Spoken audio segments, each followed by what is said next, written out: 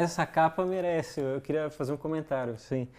Duas coisas, né? A primeira é essa menção às fitas, né, de tomar sol lá do Rio de Janeiro, que para mim foi claro, assim. A fita isolante? Da laje, o sol na laje, do clipe da Anitta. Tô pensando sobre isso.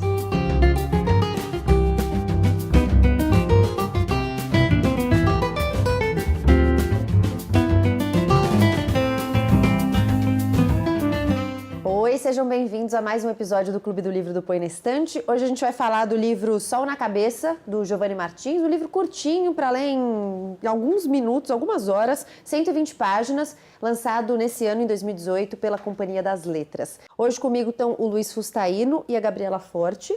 A Gabriela é jornalista, compartilha comigo o gosto por cozinhar, mas ela cozinha muito melhor do que eu, inclusive está se formando, fazendo uma formação em gastronomia, sabe fazer coisas maravilhosas. O Luiz é jornalista também e economista, escolheu seguir pela economia, trabalha como economista e ele é o cara dos projetos e das críticas. É o cara que você fala, esse livro, esse filme, em uma linha, ele vai saber falar.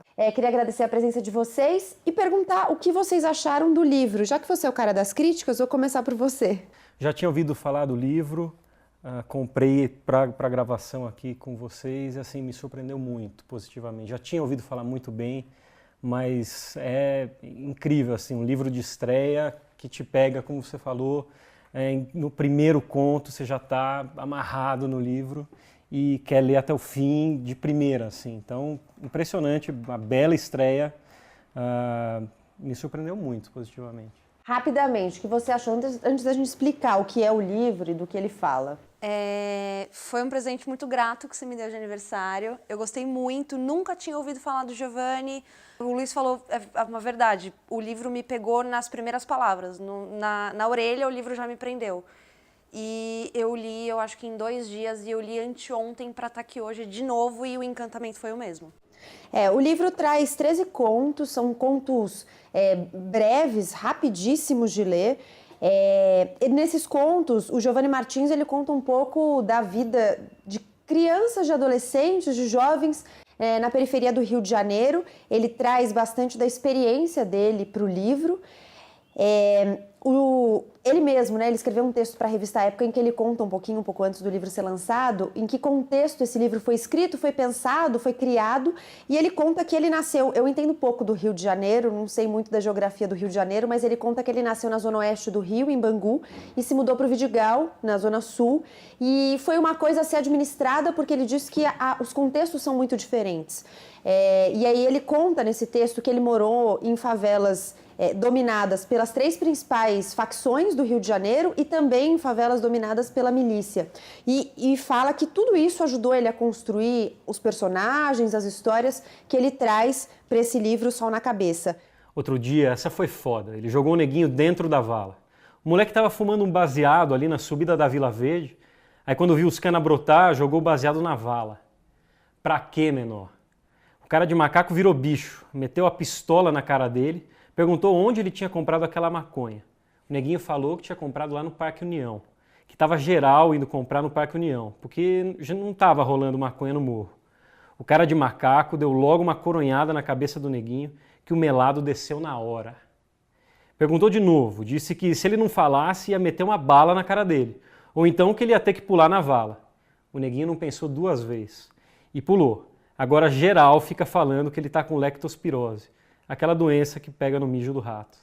Eu achei muito bacana que ele varia muito o jeito que ele escreve de um conto para o outro. Então, o primeiro livro, o primeiro conto, o conto que abre o livro, o rolezinho, ele traz muita gíria, muita oralidade, tem hora até que você não entende. Eu não sei se é porque eu não sou carioca, não sou do Rio de Janeiro, mas assim, tem hora que eu até voltei, assim, falei, acho que é isso que ele está falando. Ele é tão ritmado e tão truncado com gíria e sem pontuação, sem vírgula, é uma coisa totalmente acelerada que você vê alguém correndo e você prende a respiração sem saber, sem notar, porque é tudo muito acelerado. Essa coisa da oralidade traz o ritmo. Sim, o rolezinho é uma música, é um hip hop acelerado, você vai nele até o fim, num ritmo incrível, assim, é um baita conto, é uma escolha perfeita para começar esse livro, para não te fazer parar. Assim, e é o que vocês estavam dizendo, quando vai para a segunda música aqui dessas 13 músicas, você toma aquele choque de, opa, não é só a oralidade do rolezinho, aqui vai ter um cara trabalhando linguagem e mexendo com a gente. Isso vai acontecer nos 13 contos, né? Eu acho muito engraçado que a primeira vez que eu li, eu tive exata essa sensação. Eu passei do rolezinho pro próximo e tem exatamente esse choque da fala. Você passa de uma coisa truncada, cheia de gíria, rápida, para uma coisa coesa, uma coisa reta, uma coisa tranquila, plácida, de uma pessoa andando na rua, vítima de olhares. Começou muito cedo, eu não entendia nada. Quando passei a voltar sozinho da escola, percebi esses movimentos. Primeiro com os moleques do colégio particular que ficavam na esquina da rua da minha escola. Eles tremiam quando meu bonde passava. Era estranho, até engraçado, porque meus amigos e eu, na nossa própria escola, não metíamos medo em ninguém. Eu vou tomar a liberdade de discordar do Antônio Prata, que escreve a orelha do livro, porque ele diz que vai chegar o dia em que a orelha de um livro do Giovanni Martins vai poder ignorar o fato de que ele é um escritor nascido em Bangu, que morou na Rocinha, morou no Vidigal, porque ele é um escritor e ponto. E eu entendo o que ele quer dizer, eu acho que de fato vai chegar uma hora que a obra dele vai falar mais alto do que qualquer coisa disso, mas eu acho que não vai chegar ao ponto em que a orelha do livro dele não vai dizer isso, porque isso é o livro dele. E eu acho que talvez seja sempre assim, talvez ele traga isso, esse repertório, que foi o que mexeu comigo no livro, porque foi um livro que me tirou completamente da minha bolha. Eu não sei se vocês têm essa impressão, mas assim, eu tenho um pouco a impressão de que os escritores brasileiros contemporâneos, eles vêm um pouco da mesma bolha. A maioria é homem, a maioria é branco, a maioria é de classe média alta. Então, eles trazem um repertório e quebrou totalmente a bolha. E foi isso, me fez pensar em coisas que eu nunca tinha pensado. É muito gostoso você ver todos os personagens que uma única pessoa traz nela por conta de toda a vida que ele teve, todo o contexto que ele teve de vida, de morar em diversos lugares, sob diversas condições, diversas influências de violência, de paz, de UPP, de polícia, de tráfico de droga, de tudo isso. E tudo isso ele traz no livro em diferentes vozes. Quando nós estava quase passando pela fila que eles armaram com os menores de cara pro muro, o filho da puta manda nós encostar também. Aí veio com o papo de que quem tivesse sem dinheiro de passagem é para a delegacia, quem tivesse com muito mais do que da passagem é para a delegacia, quem tivesse sem identidade é para a delegacia. Porra, meu sangue ferveu na hora, sem neurose. Pensei, tô fudido. Até explicar para a coroa que focinho de porco não é tomada, ela já me engoliu na porrada. Assim, a gente acostumou a ouvir a voz do morro sendo contada de fora, né? A voz jornalística, eu acho que o cara que está de fora, o homem branco comentando a alma encantadora das ruas, que é o João do Rio, no começo do século XX, e depois todos os que foram fazendo isso, sempre num tom jornalístico, os contos nessa pegada, né? E aqui não, aqui a gente vê é o lugar de fala, né? Isso é um exercício para quem está lendo, para quem está ouvindo, porque te tira do seu lugar de comodidade, de conforto, porque justamente faz você pensar. Eu vou pegar esse conto Espiral, não vou contar tudo, mas a gente pode falar no que ele se baseia, que é um menino que ele percebe que toda vez que ele está perto de alguém, as pessoas ficam desconfiadas. Então ele está no ponto de ônibus com uma senhora, ela fica fingindo que não está olhando, mas está olhando para trás para ver se ele está se aproximando. E de repente ele chega num ponto que ele fala, bom, já que é isso que as pessoas pensam de mim, então vamos fazer isso, vamos fazer um experimento aqui. E ele começa a perseguir as pessoas. Com o passar do tempo, essa obsessão foi ganhando uma forma de pesquisa, estudos sobre relações humanas. Passei então a ser tanto cobaia quanto realizador de uma experiência. Começava a entender com clareza meus movimentos, decifrar os códigos dos meus instintos. No entanto, a dificuldade de entender as reações das minhas vítimas foi se mostrando cada vez maior. São pessoas que vivem num mundo que eu não conheço. Sem contar que o tempo que tenho para analisá-las frente a frente é curto e confuso, já que preciso atuar simultaneamente. Percebendo isso, cheguei à conclusão de que precisava me concentrar em um único indivíduo. Esse conto, ele traz uma coisa muito louca, porque ao mesmo tempo que as pessoas estão incomodadas com a existência dele, as pessoas não notam que ele está ali. Então, em determinado momento do conto, tem um entrosamento com outro personagem, e ele fala, o cara percebeu 3 meses, o cara demorou 3 meses para perceber que eu estava seguindo ele todos os dias, porque ele nem me notava. Então, ao mesmo tempo que ele incomoda, ele nem tá ali. Sim. E é muito louco lendo esse conto, e me pegou bastante particularmente, primeiro por me colocar na posição do que está sendo seguido, mas e aí você, né, se coloca no lugar do outro, isso é muito importante, mas por ter passado por isso uma única vez. Em 2006, quando teve o caso do PCC aqui em São Paulo, era o meu primeiro ano morando aqui, ainda moleque, franzino, assim. No dia seguinte do caso do PCC, pelo menos 3 mulheres com bolsa se protegendo da minha presença, e naquele momento eu falei, nossa, como será que é para um jovem negro na rua, enfim, passar por uma situação dessas que é cotidiano, né? O conto deixa bem claro isso, é o cotidiano dele ser visto como uma ameaça. Me parece que o Giovanni Martins, inclusive, faz isso muito bem, esse deslocamento de olhares, de lugares, de papéis. Um dos primeiros contos que fez com que as pessoas olhassem para ele com mais atenção foi lá em 2014, na revista Setor X, uma revista que traz muito de literatura. Ele foi, inclusive, à Flip, a Paraty, para apresentar essa revista. E nessa revista, nesse número, se eu não me engano é o número 4 da revista, ele escreveu sobre o episódio da morte do cinegrafista Santiago Andrade, da Band, foi morto numa manifestação. Manifestantes dispararam um rojão, o rojão acertou nele, e a proposta era que jovens da Rocinha que estavam ali escrevessem sobre isso. E o Giovanni Martins escreveu como se ele fosse o rojão. E aí ele escreve a expectativa do Rojão, o Rojão achando que ele vai para uma festa e, na verdade, não é esse o fim dele. E aí, volto no Antônio Prata, porque o Antônio Prata não escreve o livro, a orelha do livro à toa, foi ele que levou o nome do Giovanni Martins para a Companhia das Letras. O Antônio Prata também é editado pela Companhia das Letras, também é publicado pela Companhia das Letras. E foi ele que levou e falou, olha, acho que tem coisa aqui, e de fato tem, né? Eu vi uma entrevista dele recente, acho que faz 1 mês e meio, até na Fátima Bernardes. Eu lembro que eu até te mandei a foto do programa, que ele falava que sempre saiu muito natural para ele, mas ele nunca achou que ninguém queria ouvir. E que ele estava muito grato com ter gente que quisesse ouvir o que ele falava. Não era assim, agora eu vou vingar o meu passado social renegado. Não, ele só queria ser ouvido, ele só queria contar o que ele tinha a dizer, o que ele viveu, o que ele viu, o que ele passou, desde o mais comum, que era a infância dele, que a favela era o campo dele, a área onde ele brincava, que ele pulava vala, que ele ia brincar no mato, até a parte de violência policial, tráfico de drogas, perder amigos e conviver com a violência diária. Ele queria falar isso. E alguém que se coloca como Rojão, no exercício de... ele podia ter escolhido qualquer outro personagem daquele momento. Ele vai ser o Rojão. É alguém que não se vitimiza. Acho que, assim, isso é muito interessante lendo o livro dele. É um outro protagonismo. Sim, ele exatamente. É um outro, é só o outro lado da moeda que a gente não pensou, que ninguém tinha abordado até aquele momento. Eu queria trazer um outro conto também, o Rabisco, em que ele vai falar de um cara que é pichador, e aí ele luta contra os desejos dele de pichar, porque ele tem um filho.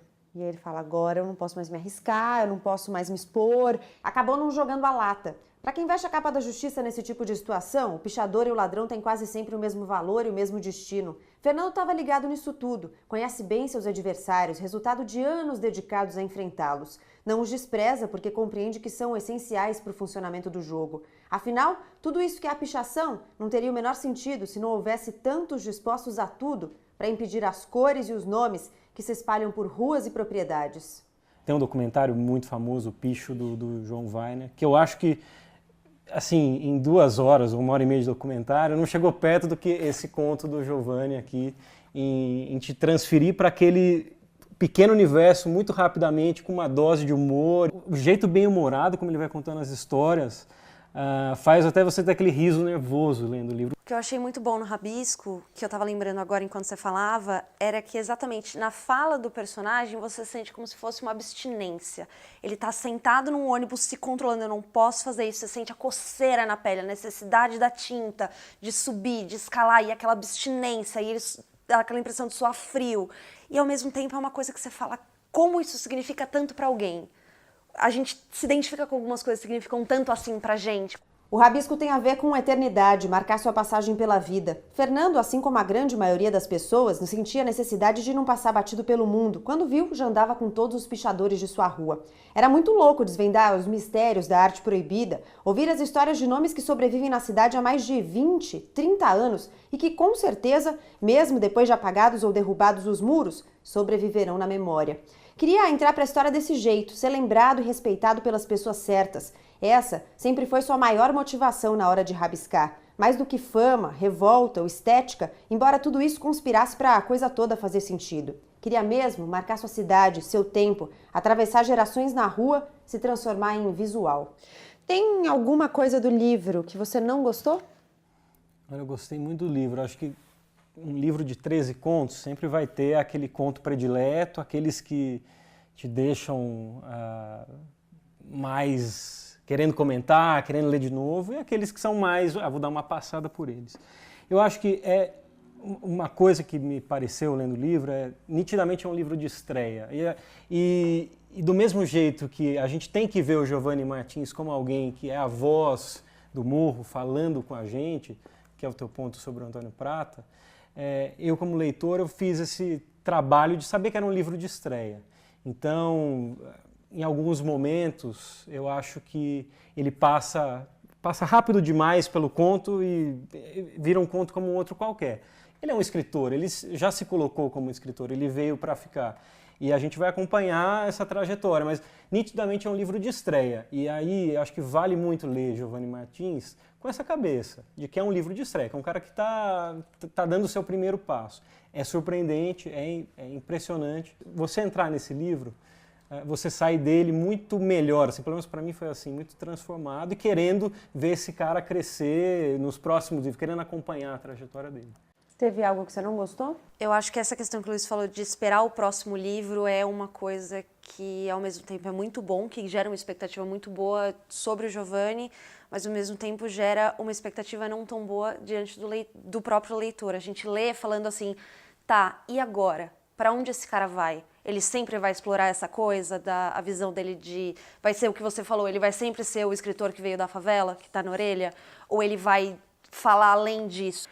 E a questão da temática, o livro está sendo traduzido e publicado em diversos países. A gente está trabalhando com mais um caso de favela exportação. O medo aí é o seguinte, né? É não transformar o livro em algo exótico e sempre vai correr esse risco, mas não é. Espaço para considerações finais.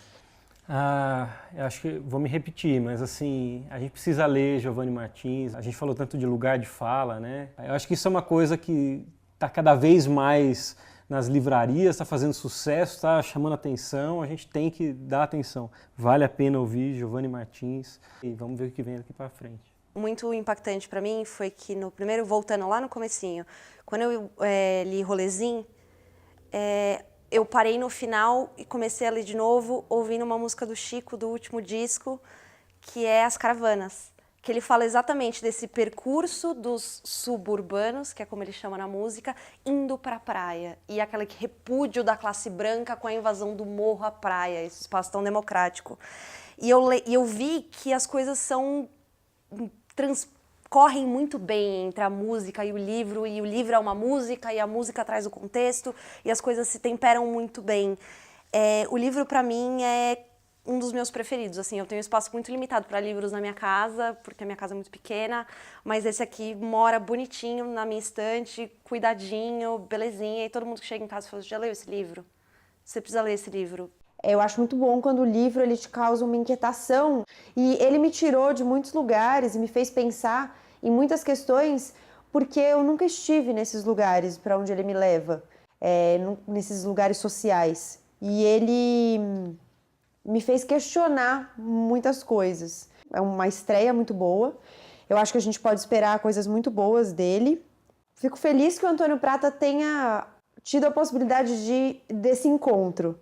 E, inclusive, porque eu também gosto muito do Antônio Prata. E acho que os dois, eles trazem uma coisa de retratar, de contar histórias que estão próximas da gente de um jeito que talvez a gente não soubesse contar, de um jeito que é engraçado, mas que também faz você pensar e te tira de lugares confortáveis, cômodos e nos quais você se acostumou a estar. Recomendo muito, então, a leitura do Sol na Cabeça, do Giovanni Martins, estreia dele pela Companhia das Letras. Entra lá no poenestante.com.br, vai na abinha Clube do Livro, para você saber qual vai ser o próximo livro do próximo episódio, o próximo livro sobre o qual a gente vai falar, você pode ler, inclusive. Queria agradecer muito a presença do Luiz, da Gabi e até a próxima.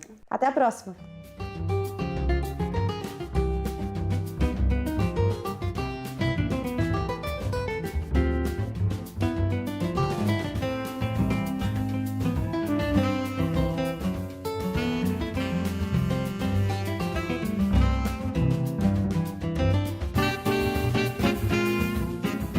Teve um outro conto que eu gostei muito, que foi O Mistério da Vila, que é o conto que ele fala da Dona Yara. São os 3 amigos, Juan, Thaís e Matheus.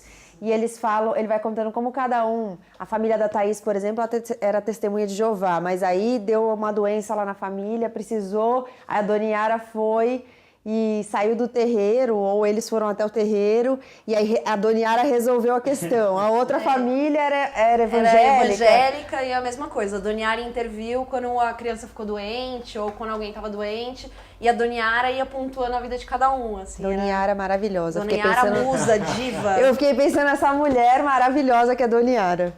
Todo mundo tem que encontrar uma Dona Yara na vida, viu?